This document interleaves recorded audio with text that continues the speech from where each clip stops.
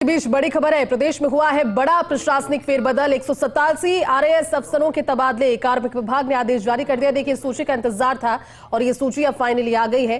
कार्मिक विभाग की ओर से बकायदा आदेश, प्रशासनिक फेरबदल हुआ है प्रदेश की ब्यूरोक्रेसी में और 187 आरएएस अधिकारियों के तबादले से जुड़ी हुई सूची थोड़ी देर बाद फर्स्ट संजय आपको वो सूची भी एक्सक्लूसिवली हमारी टेलीविजन स्क्रीन पर सबसे पहले दिखाएगा। लेकिन ये बड़ी खबर है और ये देखिए तस्वीर, फर्स्ट ऑन फर्स्ट इंडिया तस्वीरें आप देख रहे हैं।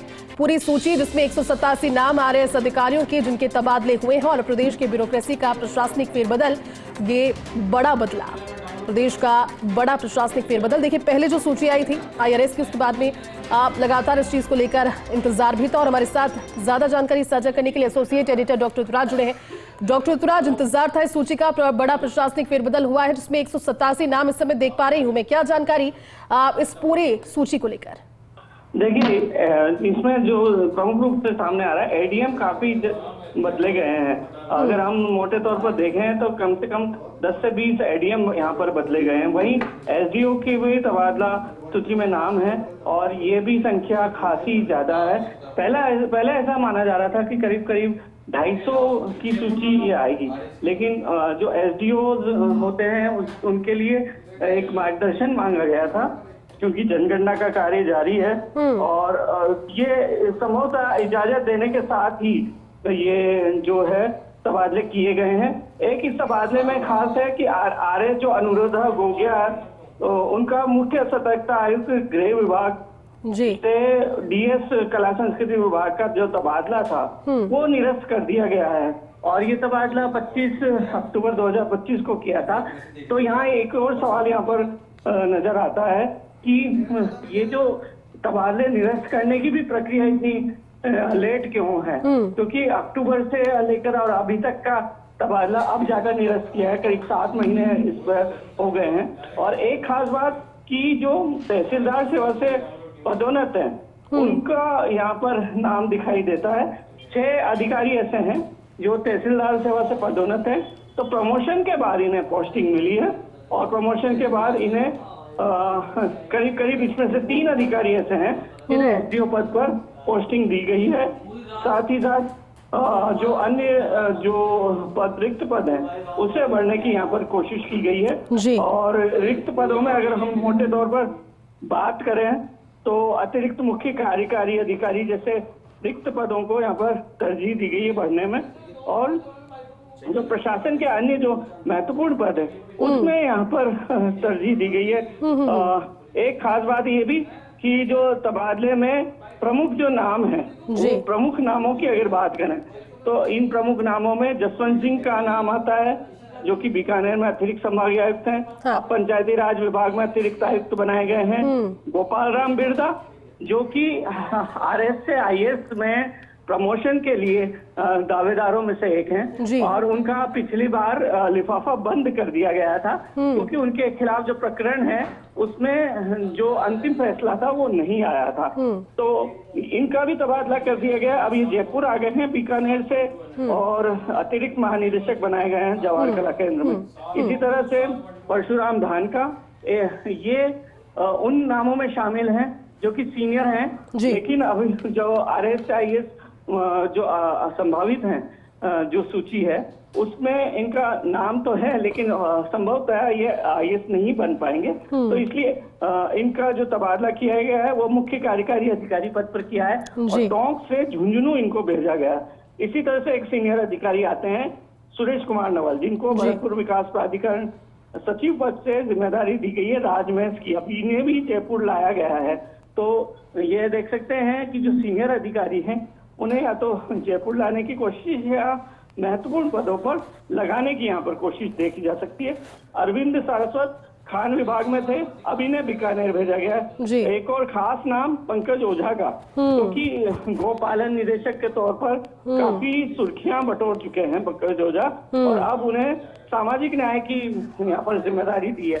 तो निश्चित तौर पर ये देखना होगा कि किस तरह से योजनाओं का क्रियान्वयन होता है, क्योंकि तमाम जो कल्याण की योजना है, कल्याणकारी योजना है, वो सामाजिक न्याय से संचालित होती है। इसी तरह से कैलाश चंद्र यादव अब कॉलेज शिक्षा में अतिरिक्त आयुक्त बनाए गए हैं और मुरलीधर प्रतिहार जो कि कोटा में थे अब सिरोही इनको भेजा गया है मुख्य कार्यकारी अधिकारी बनाकर। जयपुर में एक और बड़े अधिकारी का नाम मुकेश मीणा, ये विभागीय जांच में अतिरिक्त आयुक्त बनाए गए हैं। प्रभा गौतम को उदयपुर भेजा गया है चित्तौड़गढ़ से।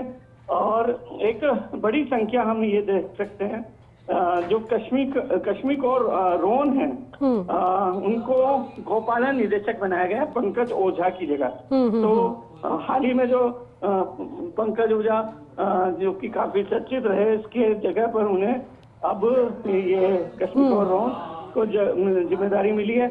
एक खास नाम यह भी है अंजू ओम प्रकाश का, जो कि एपीओ कर दी गई थी, अतिरिक्त आवासीय आयुक्त पद पर थी दिल्ली में और एपीओ कर दी गई थी, और अब उन्हें जिम्मेदारी दी है चिकित्सा सेवाएं निगम विकास लिमिटेड की निदेशक पद की। तो ये भी एक महत्वपूर्ण पद।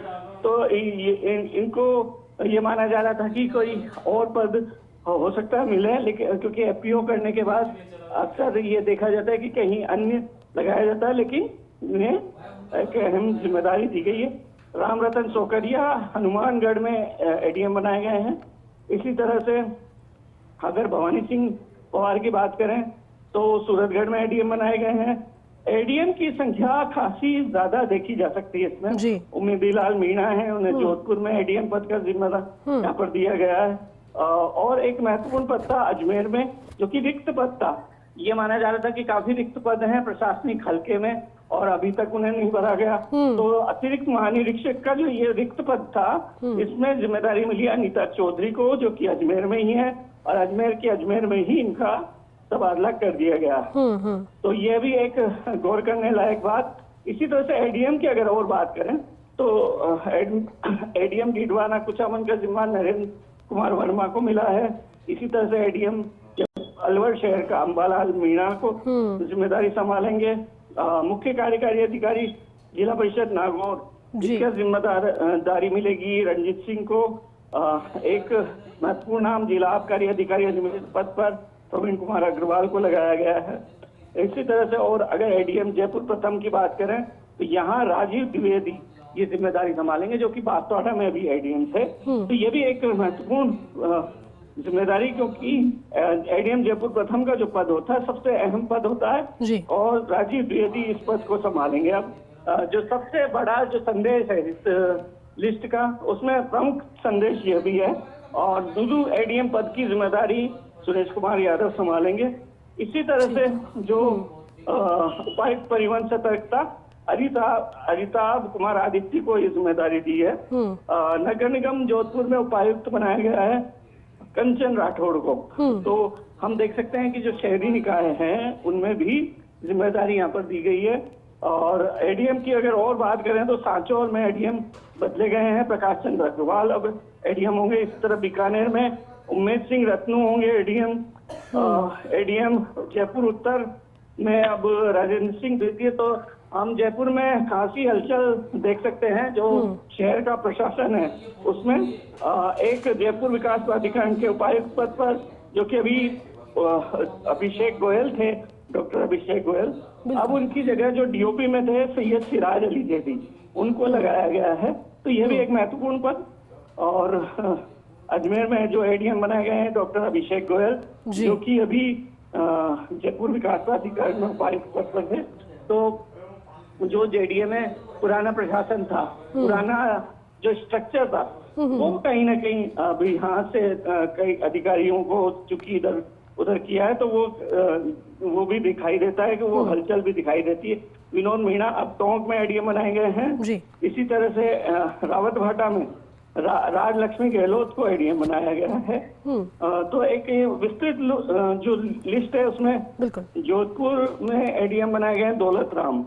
इसी तरह से जो एडीएम सीलिंग न्यायालय बूंदी में बनाए गए रमेश देव।